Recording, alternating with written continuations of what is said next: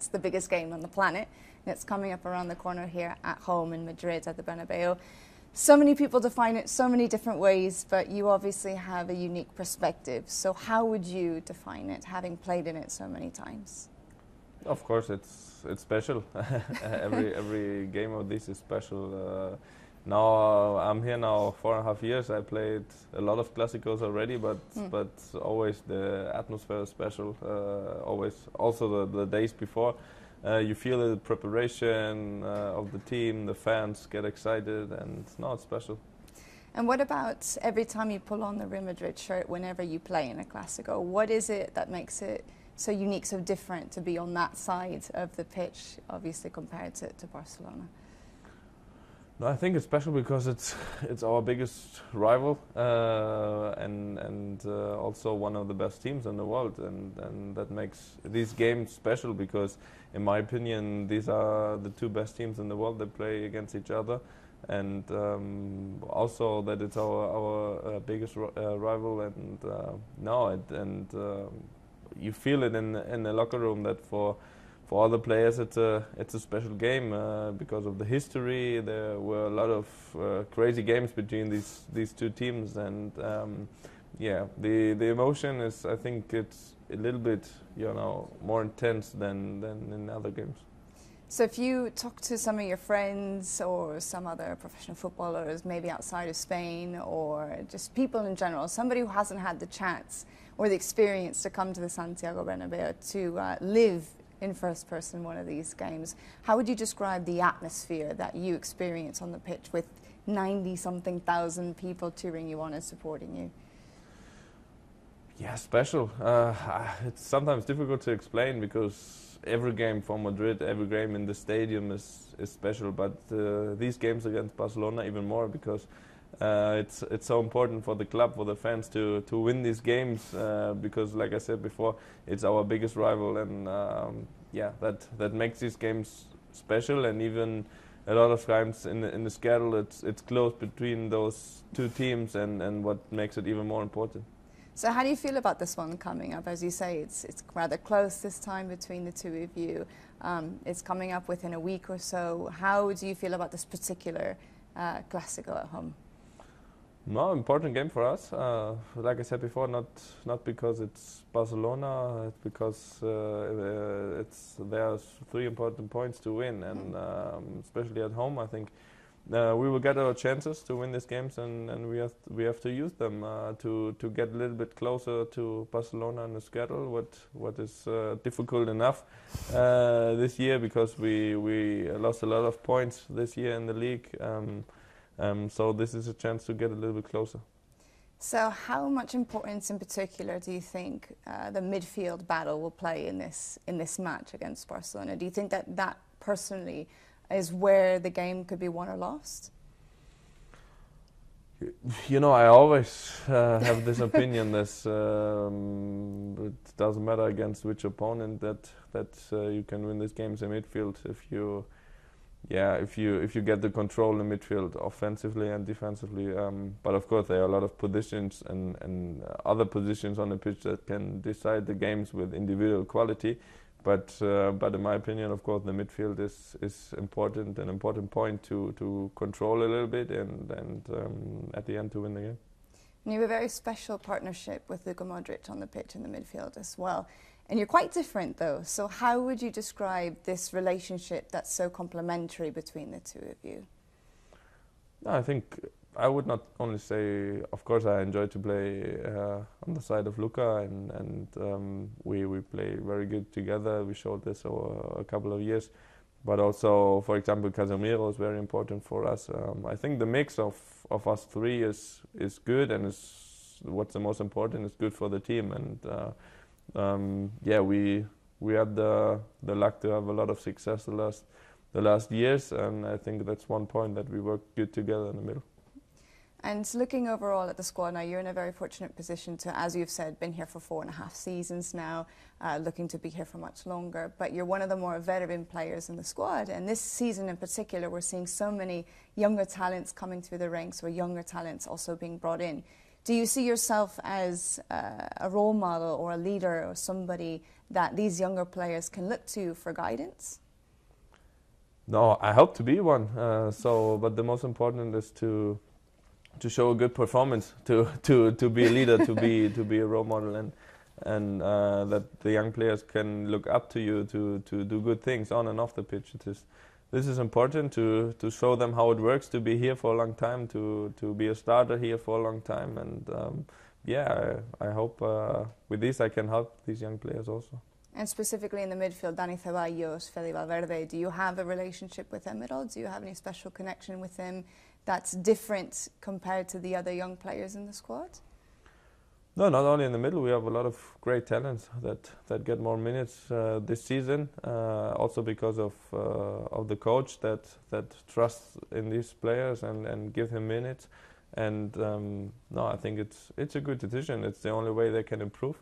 And I think they do well. And it's normal that there are bad games also. But every player has this. But it's part of the evaluation of each player, and you can only improve when you play. And I think this season everybody got his minutes, and we have great talents here, like Fede Valverde, like Reguilón también, and will be exciting to see which way they go. And when you came here, you were obviously in your mid-20s, 24, 25, I think it was. And you adapted very well and very quickly, not just to the city of Madrid and to the club, or at least that's what it looked like from the outside. Maybe you can tell me otherwise. But what is it about Madrid or about the club that helps young talent or young people to come in and to adapt so well? And is there anything you think you could help people to replicate whenever they were coming here to the club? I think for me, what the most important thing that there was a coach with Carlo Ancelotti that wanted me 100% and trusted me 100% from the first minute. That makes you comfortable as a player, and also I have the feeling with the team that they welcome me, and they were happy that I'm here. And if you get this feeling, it makes it much more easy. And also same feeling was with my family, because it was a big step, of course, to leave your home country with 24 years to go to the biggest club in the world. But everything went well from the first day, and all the club helped me a lot. They trusted me, not only the player, also the guys around the team, and that helped me. And of course, it helped me a lot that I already came from a big club in Germany, so I already knew how it works in a big club. Well, and it's still going well, which we're very pleased about. So talking about Santiago Solari for a moment, of course, he was a very skilled midfielder in his day. Does it help at all to have a coach, a manager who has that specific kind of experience that is, I suppose, unique to playing in that midfield role? Yeah, of course, because we also had this with Zizou, who was a midfielder also, and the good thing is if a coach knows, these things that happen on the pitch on this level, so he knows how you feel on the pitch. He can help you a little bit more if he had the same situations in his career on this same level. And it always helps, and it's always good to have conversation with these former players. So as you said, you've had obviously several managers, Ancelotti to start with, Zidane, Lopetegui, now Solari. How have things changed tactically underneath him? How have things evolved over the last few months? Yeah, I think step by step we improved. We had a tough start into the season. What was, quite normal sometimes after that success we had in the past years. Everybody knows a lot of players played the World Cup. Some came very late, and it was a little bit unlucky for Lopetegui also, because in my opinion he did a great work, but he didn't have the luck, and the players had no form at this time, so he had no results, and that's not good in a club here if you have no results. And everything improved a little bit during the last month, and now we're here and have the chance to fight for other trophies, and that's always a good sign. Always a good sign, indeed. Now, talking very specifically as an example, just to go back to the Clasico for a moment, just to stick with the idea of tactical changes and so on, is there anything different in terms of preparation about this game that you guys do in order to get ready for playing against Barcelona? Not really, because it's an opponent we know very well. That not means that it's difficult to defend. For example, this team, because, like I said before, it's they have high quality in each position also. But of course, we prepare the games, but not much different than the other games, because, like I said before, it's also 3 points, 3 very important points. But for example, last Sunday, the 3 points we lost against Girona come the same. So talking about those 3 points, is there anything else that you feel that you need to do in order to win a title or a trophy by the end of the season? Anything different that needs to change? No, I think we've been on a good way the last weeks. Of course, we were disappointed not to win at home against Girona, because we would have needed this if you see the schedule. But no, I think we have to continue like we did before. When I see the games, the first game against Barcelona or the league game against Atletico Madrid, this is the way we have to play, and this is the way we have to play if we want to win anything. Now, every season it seems as though in January is when the team really starts to take off. Is this something that's sort of scheduled ahead of time to try and hit your peak around January, February? Because of course that's when all of the games start to come thick and fast. It becomes a really packed schedule. Or is this just a bit of luck in some sort of way, combining skill and everything else, experience that just comes along with it? Of course, it's always a good sign if you show your best performance and at the right time. But of course, I would prefer if we could do this all the season, because then our situation in the league would be much better. So on one side, and that's what we showed the last years, we were there when we needed our best performance, and especially in the Champions League.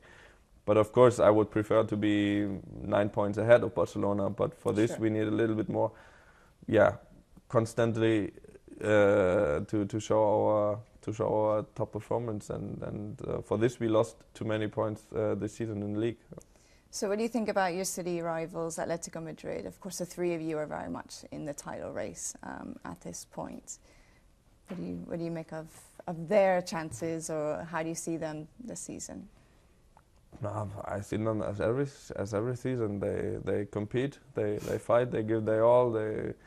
When I see the game they played some days ago against Juventus, they played very good. They deserved this victory, and that means a lot, because Juventus is also a great team, a competitive team that I think has had the idea to win the Champions League. So no, I see them very good. They are always tough to play. We had a good game against them in the league some weeks ago, but they are always competitive and difficult to beat. And one thing that makes Real Madrid in particular very unique is the belief in the fight to never give up. It comes really deep within, I think, the club itself. Is there this belief in the locker room this season that the league title can still be won? Yes, of course, because for this we play, but we also know that it's going to be very difficult, because we're 9 points behind, and as we all know, Barcelona is a great team that normally wins the games, and so it's difficult to come closer and to turn around this with 9 points. But at least we can try to win our games and see what happens. And just to go back for a moment to when you were talking earlier about the successes that you've had here at the club and the club itself, obviously winning 3 Champions Leagues and so on. How difficult is it for you on a personal level, and also for your teammates, to continue maintaining that high level of success and to continue wanting to achieve even more success? Yeah, of course it's not easy sometimes, but we showed that we are able to do this, because if you win 3 champions in a row, you have this inside, because also back to back was difficult enough, and if you win it 3 times in a row, it's you have to be this hunger to win more and more and more. And I think this team has it.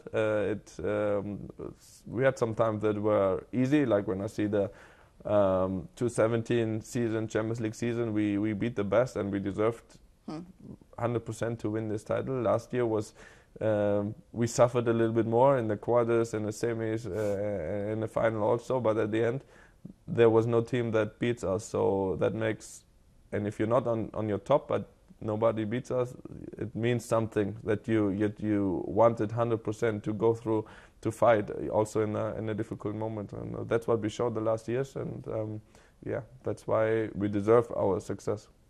And just to finish up, and on a personal note, watching you play in some of the biggest games on the planet, the Clásicos, the derbies with Madrid, with Atletico Madrid, and so on, you always look so calm. You look very relaxed and in control. Maybe you're not, I don't know, maybe things are a little bit different, but at least from the outside, you look very, very much calm.